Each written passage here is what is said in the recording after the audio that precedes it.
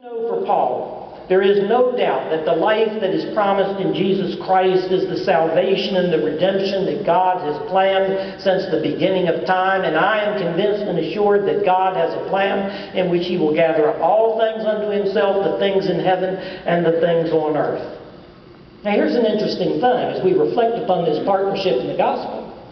Have you read that little book, it's almost passé now, that Bishop Wilkie wrote called And Are We Yet Alive? A few of you have. It's a little thin book, and for those of you who have not read it, the first chapter is so thin, but he starts off with these words: you and I in our United Methodist Church are in trouble. And then he likens the hemorrhaging and the loss of members to a patient that is sick and is in need of a blood transfusion.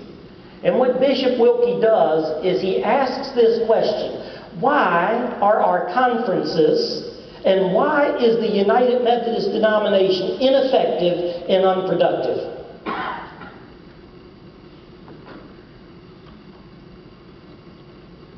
When Peter was guiding us to lead the church, he said, God's divine power has given us everything we need for life and godliness. Through the knowledge of Him who called us by His own glory and goodness. Through these, He has given us His very great and precious promises, so that through them you might participate in His divine nature and escape the corruption in the world that is caused by evil desires. And so for this very reason, make every effort to add to your faith goodness, and to your goodness add knowledge, and to knowledge self-control, and to self-control perseverance, and to perseverance godliness, and to godliness brotherly kindness, and to brotherly kindness love.